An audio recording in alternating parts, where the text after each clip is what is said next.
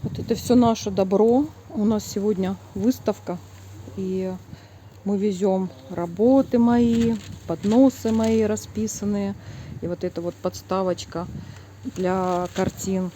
Ждем сейчас такси.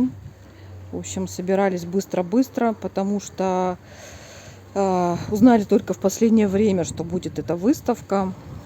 Опять же, в силу моего плохого знания сербского языка, потому что в организации художников Сербии, в которую я сейчас состою, в которую я вступила несколько месяцев назад, было сообщение о том, что будет выставка заранее.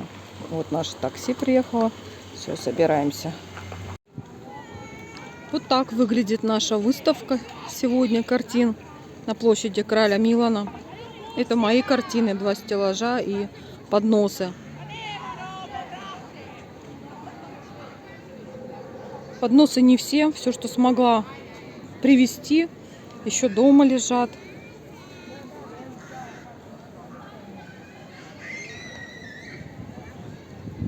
И картины. И вот эти стеллажи хочу показать, которые мы сделали с сыном вместе, на которых теперь висят картины. Ну, конечно, возить только на своей машине. По-другому никак.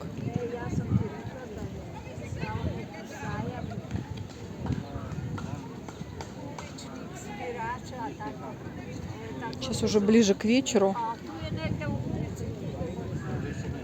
Выставка началась в 5 часов.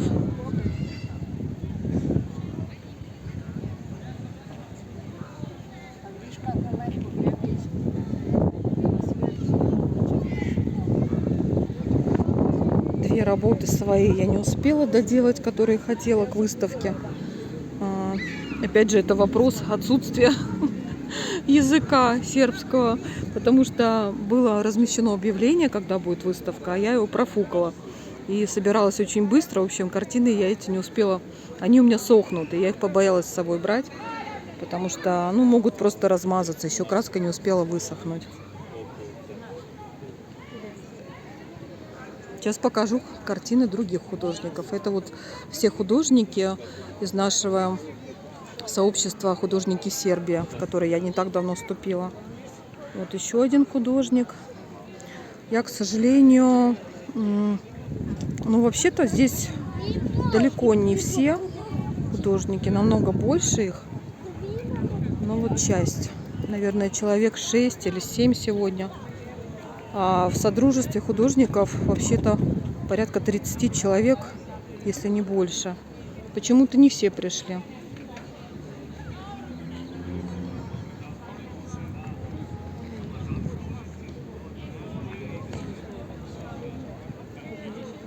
Мне нравится вот эта картина с замком. Вот эти вообще очень своеобразные, интересные. И я не совсем понимаю, здесь все нарисовано или нет. Интересные работы. Вот эту девушку я точно знаю, зовут Марина. Художник. Да, почему-то художников из содружества очень мало сегодня. Я думала, будет больше. Это работы нашего знакомого. Мы его уже знаем. Тихомир его зовут.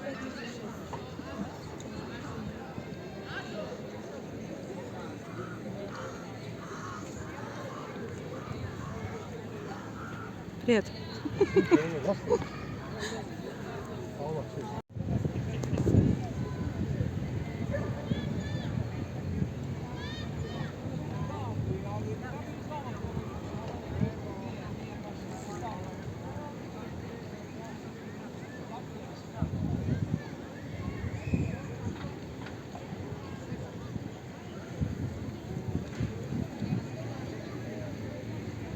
Вот еще музыканты присоединяются.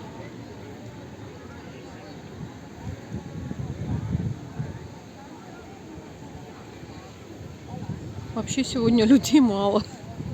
Не знаю, будет ли результат нашей выставки продажи, но людей мало. Сегодня в Нише концерт возле крепости. Ярмарка у нас прошла. Ну, я бы не сказала, что не очень. Одна картина продалась все-таки. Но я много контактов своих оставила. Люди интересовались, узнавали мой номер телефона, Инстаграм. Вот. Так что, как закладка на будущее, это тоже хорошо. А вообще мало людей смотрят картины, потому что все на концерте.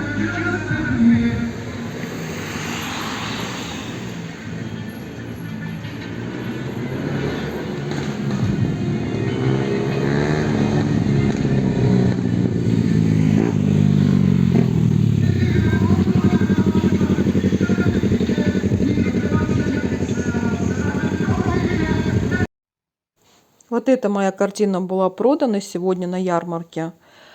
Эту картину я писала в Крыму. Это вид с территории Воронцовского дворца на Черное море. Продажи были, на удивление, вообще не очень, потому что продалась только одна работа и только у меня. Больше у художников не было продано ни одной работы.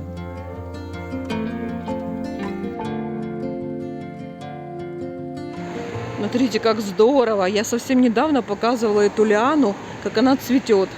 Это киви. И уже теперь такие плоды буквально через пару недель висят. Здорово. Я хочу тоже посадить такую лиану, кивишки. Киви. Думаю, надо подойти как-нибудь попросить отросточек. Просто красота. Помимо того, что она дает такой затенение такое хорошее, еще и так здорово выглядит. Да это же еще и вкусно. Класс. А вон еще домофон на несколько семей. У нас сегодня день оплаты счетов. Идем оплачивать за квартиру, за свет и за связь. В общем, в этом месяце за май у нас за квартиру пришел счет на 5800. Из них, в общем, это все за квартиру, но из них есть 1300. Это сумма, которую у нас периодически собирают наш управляющий дома на какие-то расходы по дому. То есть, если не считать вот эту сумму 5800 минус 1300, будет 4500. Это то, что мы платим ежемесячно за квартиру. Но у нас пошла уже такая традиция, что практически каждый месяц что-то туда включается. То собирали на камеры, то собирали на освещение, то какой-то ящик дополнительный хотели повесить там под ключи, еще что-то. То есть под разные какие-то такие нужды дома.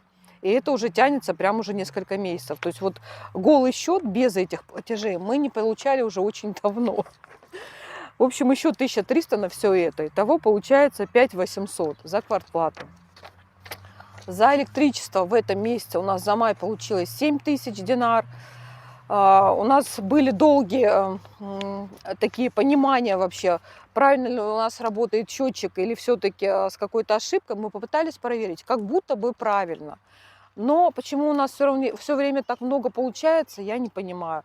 В общем, мы в этом месяце решили попробовать снизить тем, что мы будем теперь бойлер включать только на ночь, бойлер, который греет в ванной водичку, и попробуем его включать только на ночь. Посмотрим, может быть, расходы снизятся. Вот. А в прошлом месяце нам пришло 8300 или 8500, то есть вообще много. В этом месяце за май чуть-чуть поменьше, 7000 пришло. Но все равно я считаю, что это очень много. По сравнению с другими людьми, которые платят за дом 5-5,5 тысяч в месяц, то есть, а у нас однокомнатная квартира, это все равно много. И я не могу понять, в чем ошибка. Мы уже отключали счетчик, ходили проверяли, счетчик не двигался, когда мы обесточили нашу квартиру, счетчик перестал считать, вроде бы все нормально. Вот. Надо еще проверить, правильно ли счетчик вообще мотает. Хотим что-то одно подключить и посмотреть, какой будет расход. Пока еще это не сделали. Больше я ничего не могу предположить, потому что у нас нет каких-то дополнительных расходов, все стандартное, ничего такого большого потребления у нас нет в квартире, чтобы могли приходить такие счета. Вот, в общем, в результате 7000 динар пока за май. И связь мы оплачиваем, это стандартная, у нас уже стабильная всегда стоимость. Это 5100. 5100, да. То есть это я уже рассказывала, это за 2 симки, за сына и за мою. И плюс у нас на одной из симок есть большое количество интернета, поэтому мы пользуемся им как Wi-Fi дома. То есть у нас, получается, есть и домашний интернет просто от симки. То есть интернет раздается через Wi-Fi на там, телевизор, там получается, и, то есть как будто бы у нас есть домашний интернет. Вот. Если бы мы его подключали отдельно, это было бы значительно дороже, потому что он выходит сам по себе, домашний интернет, порядка 5000 динаров. Ну, мы считаем, в этом нет вообще необходимости, чтобы платить такие большие деньги еще за это. Вот. В общем, как я уже сказала, 5800 квартплата, 7000 это электричество за май у нас вышло, и 5100 сейчас пойдем оплачивать за связь, за 2 симки. И территория Пантелея, так приятно находиться всегда. Здесь так красиво, уютненько, такие горы вдалеке. В общем, частенько, когда мы проходим, хочется здесь остановиться и посидеть. Сейчас еще появились какие-то полевые цветы, много вот маков. В общем, красота. Но подходишь к лавочкам, и здесь вот это. Все заплевано, окурки, семечки. В общем, конечно, вообще это не радует. Это все очень неприятно, некрасиво. И не понимаю, почему люди так поступают. Еще тем более такое место, где церковь. Ну, в общем, свинство присутствует, к сожалению. Такие увидела прикольные молодые шишки. Просто вообще, как будто бы на елке, на настоящие игрушечные. Ощущение, как будто бы они пластиковые. Вот так здорово смотрятся. Это самую нижнюю смогла заснять, а так вообще их много здесь.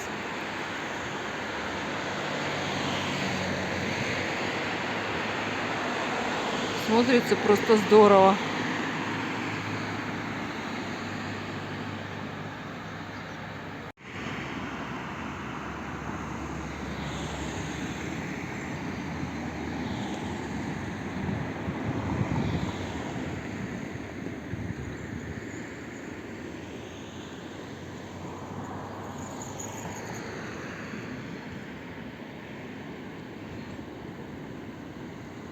Сегодня я закончила еще одну свою новую работу.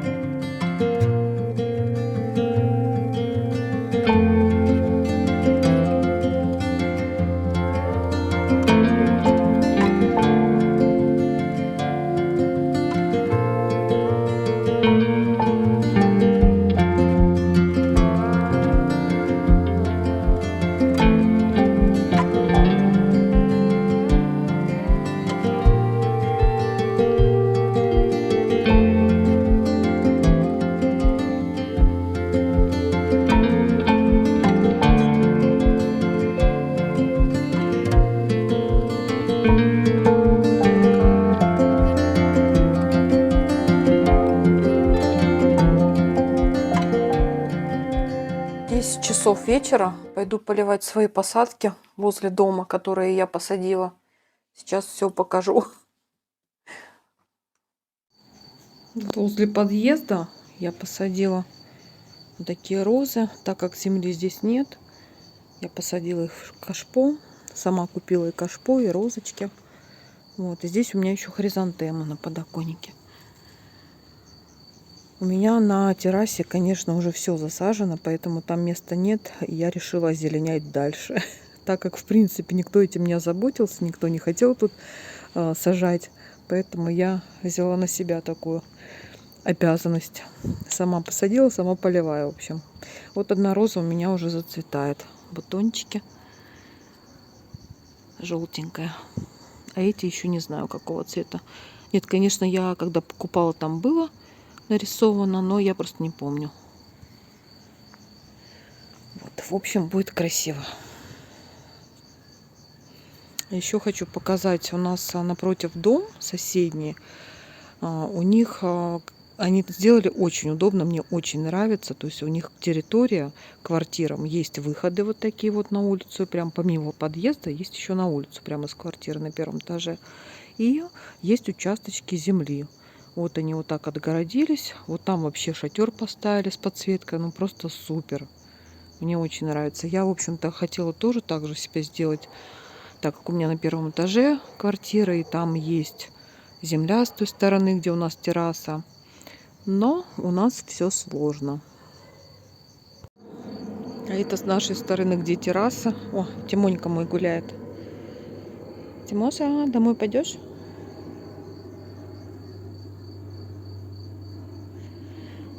Вот. В общем, вот наша терраса. Это все мои посадки, которые мне не удалось посадить и уже не удастся. Потом поподробнее расскажу. Сейчас я полью все и расскажу поподробнее, почему уже точно не удастся мне осуществить те планы, которые я хотела и для чего я покупала, в общем-то, все эти растения, чтобы высадить, потому что мне обещали, что это будет возможно, но, как выяснилось, обманули. В общем, что у меня здесь только не посажено в горшочках. Это черноплодная рябина, туечка вот такая вот уже взросленькая, подросшая. Это черная смородина, это 2 куста красной смородины. Это айва и клубника. Это виноград, такой розовый сорт, крупный. Это тоже черная смородина. Это черника и ежевика. А вот там под окнами, в этих зарослях сорняка, у меня растет еще одна роза под окнами и малина.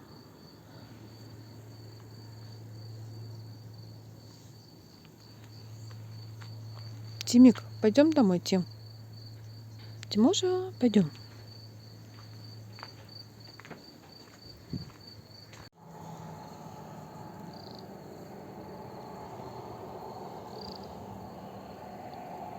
Этот жук, чтобы было понятно, примерно сантиметров 5-6 длину. Он огромный.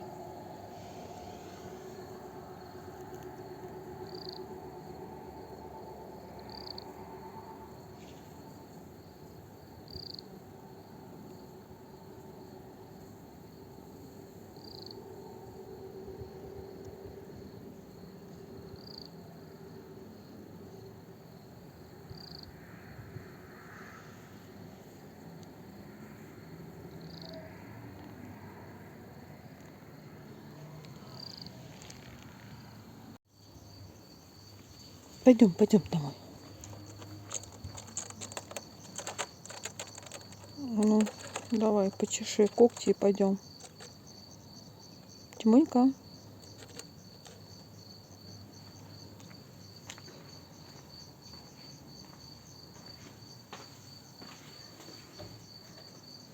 Тима, домой.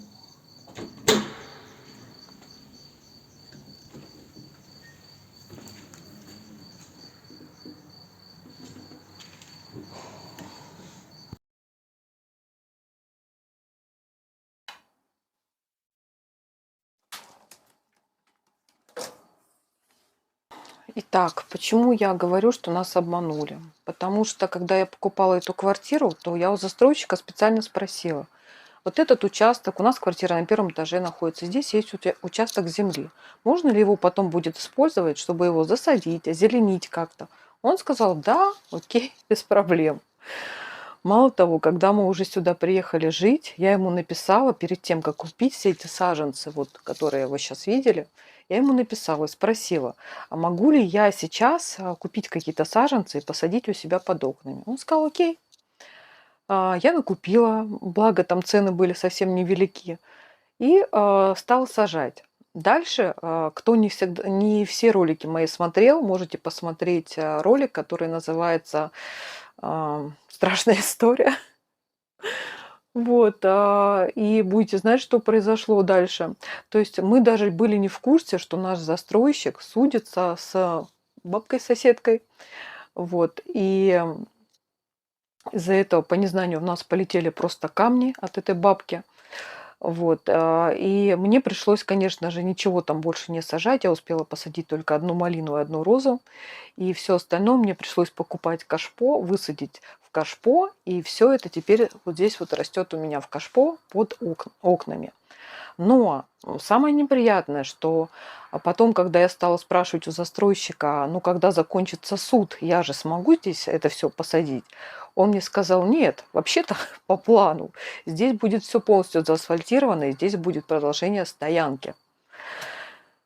Вот, как бы, конечно, хотелось ему сказать что-то еще, но отсутствие хорошего знания сербского языка мне это не позволило сделать. Вот, хотелось спросить, а зачем вы нас тогда обманули, сказали, что этой землей можно будет пользоваться? То есть как бы на тот момент продавались и другие квартиры, я могла купить в другом месте. Но я, можно сказать, взяла эту квартиру из-за того, что здесь была земля, и у меня были на нее планы. То есть я планировала там озеленить, какой-то столик поставить, зону отдыха сделать, там рисовать. Но мне не дали осуществить эти планы, хотя пообещали, когда я покупала эту квартиру. Вот. Ну вот, как видите, я сейчас показала напротив дом, ну прекрасно. Вот такие же планы у меня были. То есть я также хотела все облагородить там, но, в общем, не судьба. В общем-то, поэтому у меня укоренилась мысль в голове, что эта квартира наша не на постоянку, мы будем ее продавать через какое-то время и искать себе дом. Но дом должен быть вблизи крупного города. Поэтому пока нас, конечно, это не подталкивает, прямо это не такая срочная ситуация, не, мы абсолютно не собираемся бросать эту квартиру для того, чтобы купить срочно дом, какой попало, чтобы высадить свои растения. Наконец-то нет. В ближайшее время мы не собираемся это делать, наверное, пару лет точно. А в дальнейшем, да, то есть я поняла, что нет, это не последняя наша квартира, мы ее однозначно будем продавать и приобретать дом. В общем, вот эту вот всю батарею растений я высадила только по той причине, что мне сказали, что можно будет посадить растения, а потом сказали, что нельзя. И мне пришлось их высадить, как я уже объяснила, в кашпо. Думаю, что даже соседи думают, что я не совсем адекватная. Зачем я тут насажала все это в горшках, потому что они-то не знают этой ситуации, что нам пообещали, что мы можем посадить там, а на самом деле нельзя. И мне просто пришлось их, ну а куда же мне их девать, не выбрасывать же, мне пришлось их посадить в кашпо. Вот, так что вообще не особо, конечно, это все. Во-первых, дети здесь бегают, пытаются играть тут в мяч, попадают в эти растения. И я переживаю из-за этого, потому что я за ними ухаживаю, за этими растениями. Мне, конечно, жалко, если они их сломают. В общем, такая себе история, но приходится как-то выкручиваться из этого положения, потому что мне жалко растения. Ну и надеюсь, что мы в этой квартире не навсегда, как я уже объяснила, все-таки будем искать дом. Из-за того, что здесь вот эта земля вся заброшенная, и здесь никто ничего не может делать, а все это находится перед нашими окнами. В общем, здесь все заросло, как видно, бурьяном в человеческий рост. И там дальше все тоже под нашими окнами. И мы ничего с этим сделать не можем. Мы не можем нанять кого-то, чтобы нам покосили, потому что не имеем права ходить по этой земле, которая еще пока ничья, находится в судебном разбирательстве. Вот. И из-за этого, так как здесь все в бурьяне, в такой вот травище, все насекомые вообще мира или Сербии, которые здесь проживают, они бывают обычно у нас здесь на террасе. И если им удается просочиться через вот эти вот шторы, то они бывают у нас дома. В общем, я узнала множество насекомых, которых я раньше знать не знала вообще, что это благодаря Джемини. Я их просто фотала и Джемини закидывала фотографию, чтобы узнать, а что же это. Вот. Так что всевозможные жуки, какие-то богомолы, вообще не знаю кто, кого у нас только нет. Здесь мухоловки. В общем, всего этого добра. Я вообще насекомых не особо люблю, но сверчков люблю. И кто смотрел раньше мои видео, тот знает, что у нас живет дома сверчок, который попал к нам случайно абсолютно. Вот наш сверчок. Чувствует себя прекрасно. К нам он привык. Вообще не пытается даже убежать куда-то. Очень любит сырую картошку. Вот. И даже когда я его кормлю, кладу ему картошечку туда, он даже не ждет, когда я руку высуну, а сразу бежит ее кушать. То есть не боится совсем.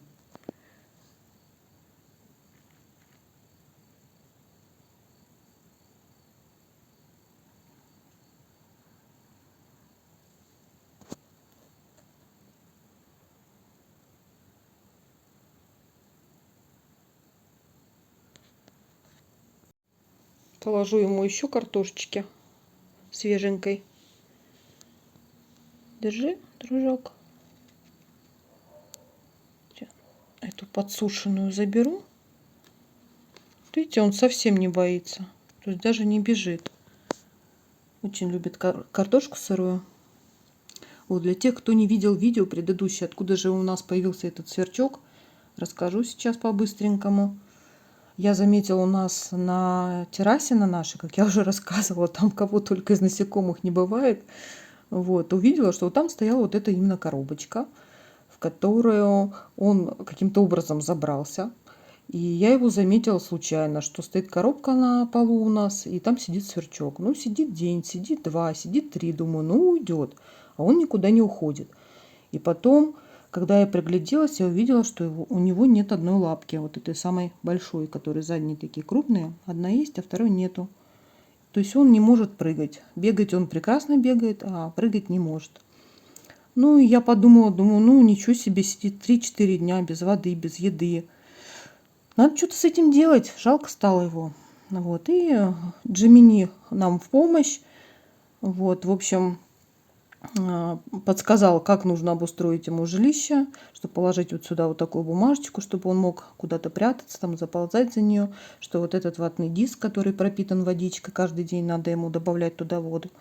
И различные овощи, фрукты, так как сверчки вообще всеядные, то в принципе можно класть, что есть. Морковки, тонкие слайсики, яблочко, тонкие слайсики, картошки. Но вот я заметила, что он очень любит картошку.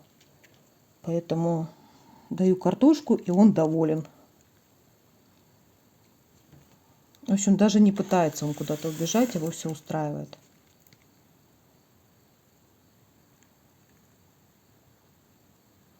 А вот это насыпано, это измельченная овсянка. Они тоже ее хорошо едят. Еще их можно кормить рыбным кормом, вот этими измельченными дафниями сухими.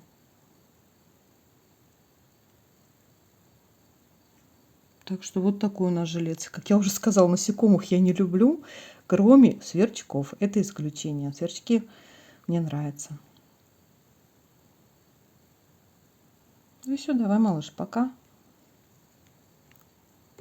Не могу сказать спокойной ночи, потому что сверчки как раз активизируются ночью. Он сейчас точно спать не будет, он днем спит.